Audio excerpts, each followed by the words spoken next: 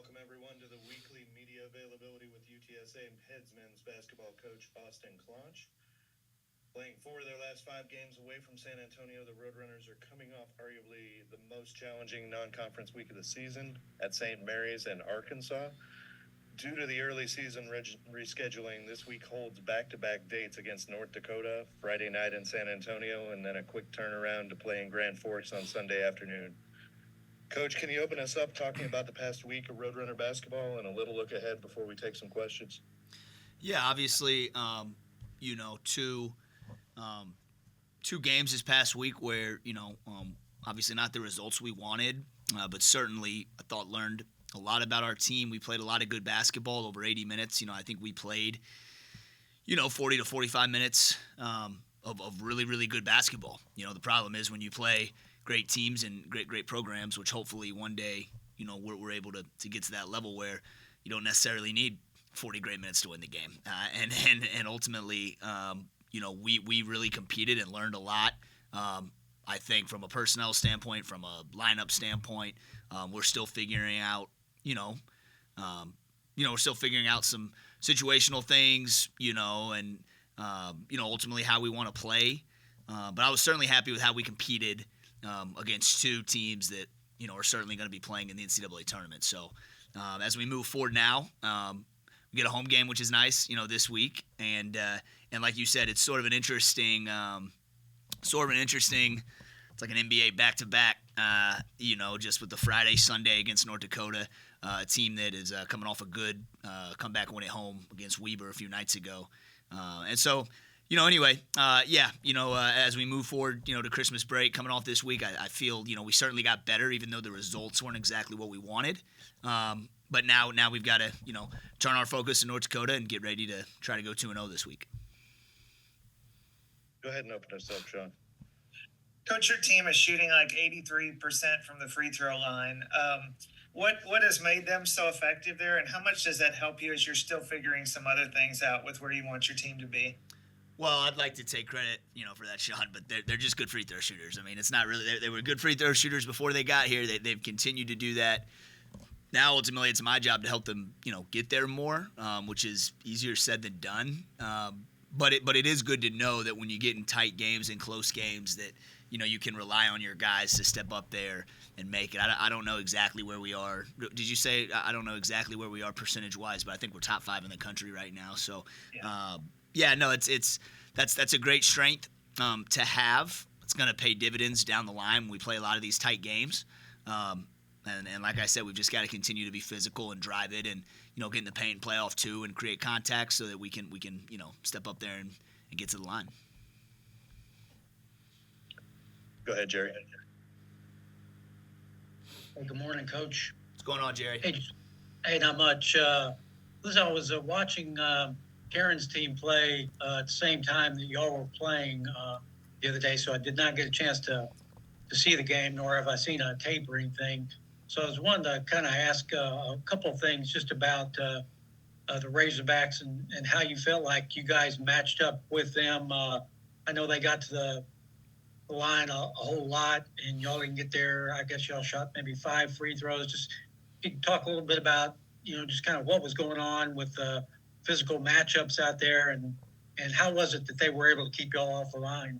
Yeah, and as you said it, Jerry, quick shout-out to Coach Assen and the girls, man. They're obviously rolling. I'm heading right over there to their practice. We're off today, so I'm gonna go watch their practice. And obviously, I think 7 in a row now for them. They've been so fun to watch. So, best of luck to them to keep it rolling. And like you said, we were playing the same time as them, so I didn't get to watch their game where they dominated on Saturday. But, for us, Arkansas, they do an incredible job with their length and athleticism.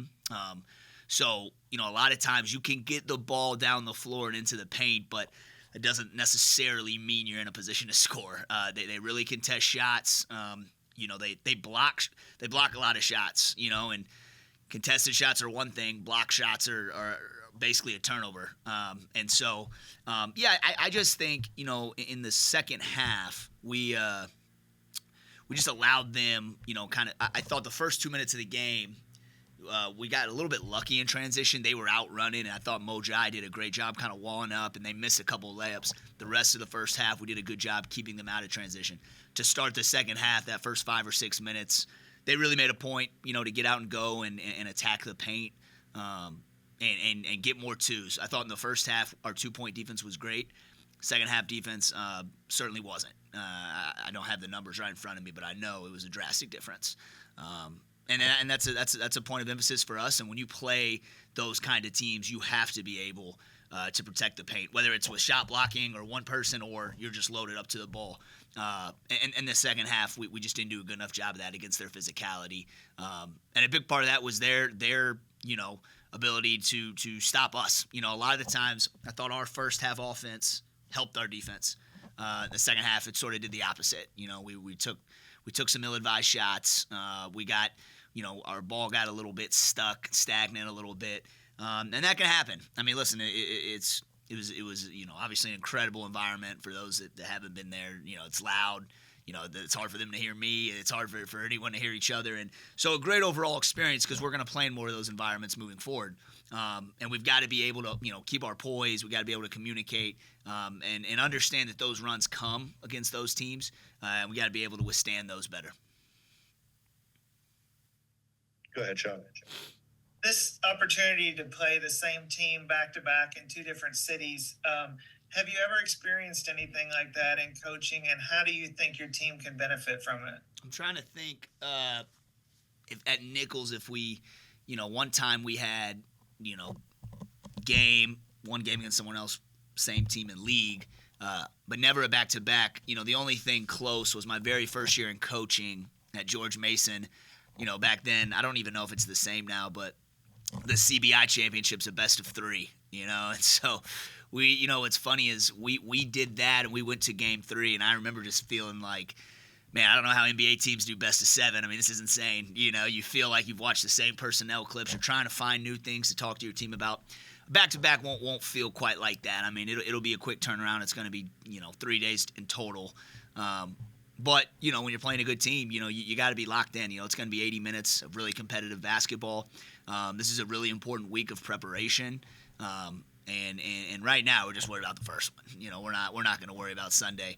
We got to take care of home court this week. And hopefully go 1-0 this week. And as we move into Sunday of next week, hopefully start the week off the right way. Back to you, Jerry. Coach, I wanted to ask, you got a couple of guys back last week. Jaquan was able to play both games and, had 14 boards in that St. Mary's game. Tarion got out there, got his feet wet on Saturday against the Hogs. Just if you could kind of assess how those 2 guys did and coming back and then just what's the process of getting them meshed together with everybody else here going forward? How do you see that working out? Yeah, I thought they both, certainly, Jaquan getting to play both games, he was unbelievable up there in Moraga. And then I thought he played well in Fayetteville, and I thought Scoot did a great job. Again, these are both. It's a tough week to try to get your feet wet. I mean, those are 2 really good teams. And I thought again, Jaquan and Scoot, both they just kind of let their hair down and win hooped, played hard, really, really flew around. I mean, Scoot's first bucket, I think, kind of shows you what he can do with that steal and transition dunk. And Jaquan, I mean, with 14 rebounds in 25 minutes against arguably the best rebounding team in the country in St. Mary's, right? And so I was really pleased with both those guys. For them, and not really for them, but for our team as a whole, we've got to get into a better rhythm making shots. We're not shooting a good percentage from the field, or certainly not as high as we should be. And that's something we got to look at as a staff and figure out, how to get these guys comfortable and how to get them to their spots. And I think too, you probably saw each of them miss some shots they normally make, and that's just, that's rust. That's getting back in the gym. That's getting their legs back under them. So a lot of good things for both of them last week, and I'm excited for them moving into this week. Did you have any other questions, Jerry? Oh yeah, well, if I may, Coach, how do you feel? It's always tough when when a kid has to sit out that many games to start the season, he's kind of it was kind of an uncertain time for him, and going through that is pretty tough on players, as I've seen in the past few years covering the Roadrunners. I've had some other instances like that here in the last few years. So it's a tough time for a kid. How do you think Tyrion did, just keeping his head sort of in the game while he was not eligible to be out there? How did he do at practice? In those weeks leading up to the time they did get out there. Yeah, he's been great. It's not easy, like you mentioned, to kind of see your teammates, playing and competing, and you want to be out there, and I thought even when he couldn't get out there and play, his communication, his talk, his positivity on the bench, he's been with us, for these last. He was, I think, maybe the first guy on campus, and he's just been so bought into not just the season he's going to have, but what we're trying to build and this group, as a whole. So that alone, makes you want to play a guy a ton and run through a wall for him, because I know he'd run through a wall for us and this university. So we're really excited. Again, obviously his potential and what you guys know what he can do, and what he's done in the past. And he's still coming. Again, like I mentioned, it's not easy to get out there and have your first action against a good SEC team, and for him to come out here and fly around and compete the way he did, I was really pleased. And he's just starting to scratch the surface. Anything else, Sean? Anything else, Jerry? Yeah, touch if I could ask just a couple more, just on. I noticed you dialed back your rotation a little bit against the Hogs. Like I said, I just looked at the box, so I didn't see the game. But is that something that we're going to be looking for in the next? Should we be looking for in the next couple, 2 or 3 games, just to kind of see how you play out your rotation? Is there still some competition going on for playing time here and there on your roster going into these next 4 non-conference games, or how do you see that? Yeah, I mean, I think, listen, every night, I think you're looking at, who gives you the best chance to win the game. And a lot of times it's only going to be 8 to 9 guys, but it might not always be the same 8 to 9 guys. You'd love to play 10 or 11 if you can, but sometimes that's just not realistic in a 40-minute game. So, yeah, I mean, you saw, last week, you saw Bob in there a little bit more. You saw Nas in there a little bit more. It wasn't necessarily their opportunity on, Saturday in Fayetteville. But those are still guys that, Sky as well has played really good minutes, I thought, in St. Mary's. I just thought in the second half, that team kind of got those 6 that we had in St. Mary's really got going, and you kind of wanted to keep them in rhythm. So we're still figuring things out in that regard. Again, it's going to be a group effort as we put this thing together. And just because somebody didn't play Saturday doesn't mean you shouldn't expect to see them moving forward. There's different things that go into each game and game plan. And we're going to need the collective unit, to be ready to go. Coach, would you say last week was overall a step forward for your program?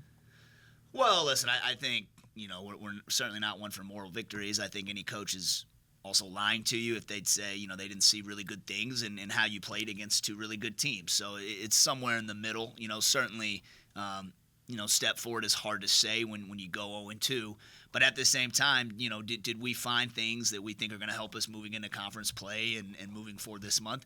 Yeah, absolutely. Now we've got to learn how to finish close games and credit Arkansas and St. Mary's. I mean, they're obviously good teams that have been there and have won a lot of games. 2 great programs, 2 Hall of Fame coaches, and for us to be put ourselves in those situations, that's encouraging. To be up at half against Arkansas, to take St. Mary's to overtime, a place where they don't lose very often.